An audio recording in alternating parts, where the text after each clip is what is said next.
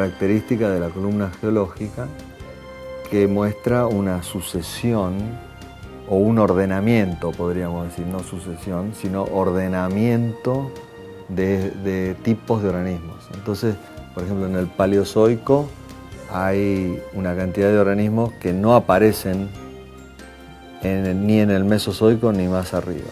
Y en otras capas más arriba aparecen organismos que no se encuentran ni en el Mesozoico ni en el Paleozoico.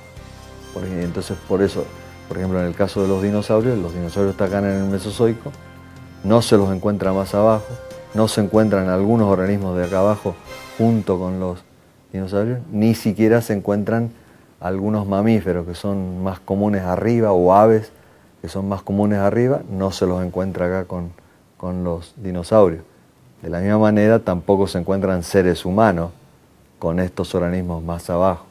Entonces hay un ordenamiento. Eso es una peculiaridad del registro fósil y es una pregunta que hay que tratar de resolver en cualquier modelo. Obviamente para el evolucionismo es resultado de el correr de los años, de la vida y la evolución de los organismos a través del tiempo y cómo fueron evolucionando y diversificándose para ir formando los diferentes tipos de organismos. Y obviamente en ese modelo no podrían haber formas más avanzadas más abajo, ¿no es cierto? Nosotros que creemos que no, que hasta las formas más avanzadas fueron creadas al principio, esperaríamos de que todos hayan vivido al mismo tiempo en el mundo prediluviano. Y entonces la pregunta es, bueno, ¿y por qué en el diluvio terminaron ordenados de esa manera, si vivían al mismo tiempo? Y eso es una pregunta difícil, no hay una buena respuesta, pero la idea es de que a lo mejor entre la zonación ecológica, o sea, la distribución de los organismos en el mundo prediluviano, su movilidad frente a una catástrofe, su flotabilidad después de muertos y lo que pasó desde que se murieron hasta que llegaron a ser sepultados, resultó en el orden en que se los encuentra. Claro, tiene muchos problemas porque en una catástrofe muy grande uno hubiera esperado más mezcla, pero a lo mejor no sabemos. Así que necesitamos avanzar mucho más en ese sentido para poder explicar este orden que hay. Algo muy interesante que ocurre cuando pensamos en todo esto es la ocurrencia de pisadas de organismos. Están las pisadas de los dinosaurios, pero también hay pisadas de anfibios, de reptiles, de aves, mamíferos. Y en algunos lugares hay más prominencia de unos y en otros más de otros, ¿no? Pero eso nos indica que no fue todo así, digamos, tan repentino que podríamos decir, vino una tremenda catástrofe y se murió todo.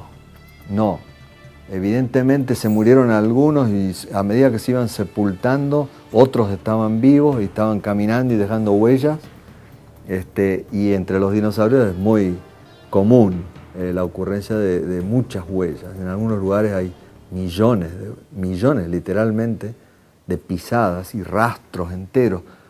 En algunos casos se ven varios animales caminando uno al lado del otro y los rastros guardan la misma distancia uno de otro. Entonces uno puede saber, bueno, estos eran todos adultos de un mismo ancho, ¿no? Entonces iban guardando su distancia unos con otros, iban todos caminando juntos.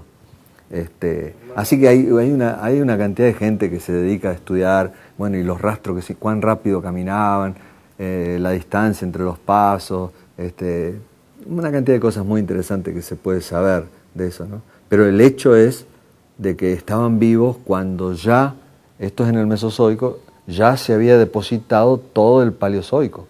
Y en el Paleozoico hay varias extinciones masivas muy, muy importantes, mayormente de animales marinos.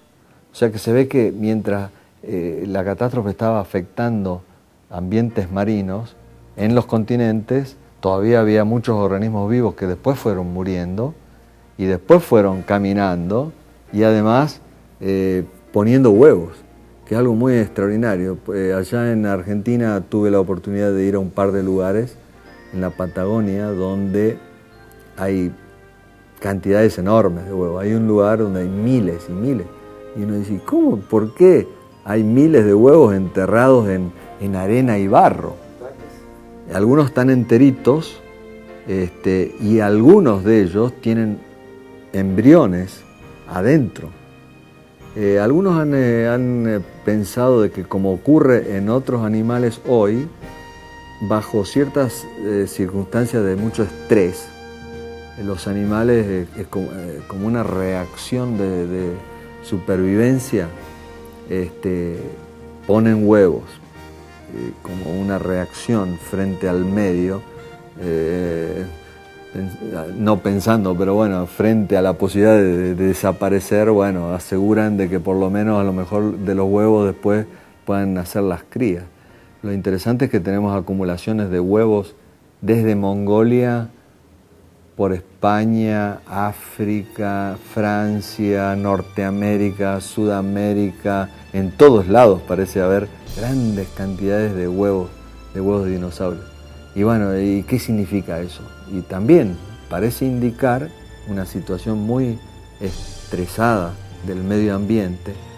Estos animales están caminando por arena y barro y están poniendo huevos en la arena y el barro. Algunos parecen como que fueran nidos porque los huevos están en grupos o en cierto orden especial. Y claro, uno esperaría que si hay un grupo de animales que está caminando o recorriendo una región y de pronto se asientan en un lugar y ponen los huevos, y lo harían como lo hacían normalmente, como si fueran nidos, ¿no? Así que eso es lo que se está encontrando en muchos lugares, muy, muy interesante.